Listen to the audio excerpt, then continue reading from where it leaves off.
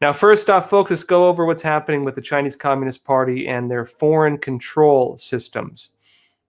Now, first of all, Epoch Times here reports, it says, this is inside China, it says Beijing asks people to call hotline to report netizens making, quote, illegal history comments. And this is big too. Now, what the Chinese Communist Party has been doing is it's been creating these social control systems in China and then exporting them. And so keep an eye on this, right? Let's go over what they're doing right now. The Chinese Communist Party is asking citizens to snitch on online internet users who fail to toe Beijing's line when commenting on Chinese history, according to a recent announcement by China's cyber regulator.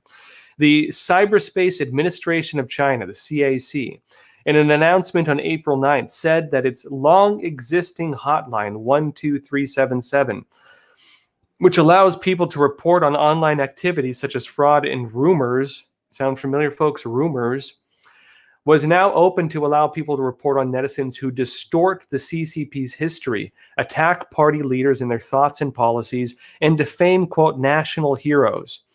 Now, keep in mind when they talk about defaming national heroes and attacking China's history, they're not talking about attacking the history of China. They're talking specifically about attacking the version of China's history warped by the Chinese Communist Party. And folks, pay attention to this, because what the Chinese Communist Party is doing inside China is stuff they're trying to export. Now, I talked before about this new digital currency. Remember we were talking about this? China's launching this new digital currency. They were testing it. Now they're moving forward with it. What's happening now? They've gone to the international organization that is in charge of these centralized banks. That means America, that means every country with a centralized bank. And the Chinese Communist Party is using its model for centralized banks to create the global standard. They call them CBDCs, centralized banking digital currencies, and China is creating the standard for them. The Federal Reserve is working on it. They're talking about a new digital dollar. The European Union is working on a digital euro. Modeled all of these after what the Chinese Communist Party is doing. And all of this is tied into these social control programs like this. Now, in the United States, where we have the Constitution, right, protecting us, protecting our free speech, protecting our rights to own firearms and things like this, what has the government been doing? The government has been bypassing, say, federal regulation on things that overly, they violate a little bit, things that overly violate the Constitution. What are they doing instead? They're bypassing it. They're going through private industry. They're bypassing it and going through the tech oligarchs.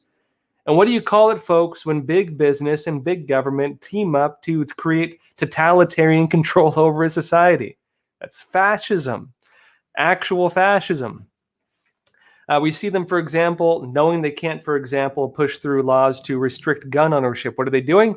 They're pushing for laws to restrict gun manufacturers. They're attacking the businesses. The free market. When it comes to free speech, they can't restrict your free speech. They can't say they're reporting rumors and disinformation, right? Which is what the Chinese Communist Party is doing. Telling people they can report other people for spreading rumors, right? That's the key word. You have the same thing happening in the United States as we speak. Big tech is restricting you from reporting on what they deem as rumors.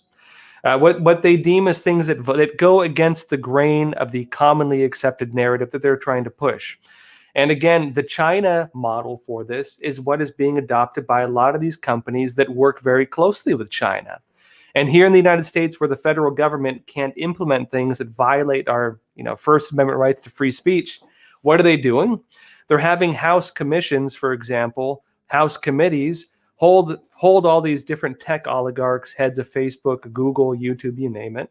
Sorry, YouTube and Google are the same, but Twitter, you name it, where they're having them come and they're pressuring them and saying, why are you not censoring more? Why are you not censoring more? In other words, the cooperation, the federal government putting pressure on these big tech oligarchs to push for more censorship. And these big tech oligarchs, what is the model for censorship? China. In a lot of cases, China's pushing forward a lot of this. That new digital virus passport, right?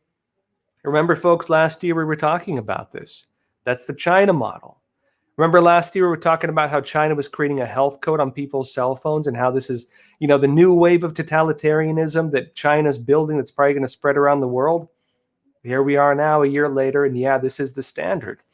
What China is doing to create new forms of social control are what the tech oligarchs are adopting. And unfortunately, some folks in our federal government are getting behind it. And so pay attention to this, right? China has now created a system where citizens can report on other citizens if they're spreading rumors, what they call rumors, if they're criticizing Communist Party leaders, or if they're criticizing the altered history of the Chinese Communist Party. And what's going to happen here in the United States if the same thing is pushed? If you create, for example, they have the 1619 Project, falsified history pushed by the New York Times and now being adopted in their education system. Maybe if you question that, right? Maybe if you question that, you could be censored under, if programs like this are adopted. This is where things are heading. This is the China model. This is what they're pushing right now.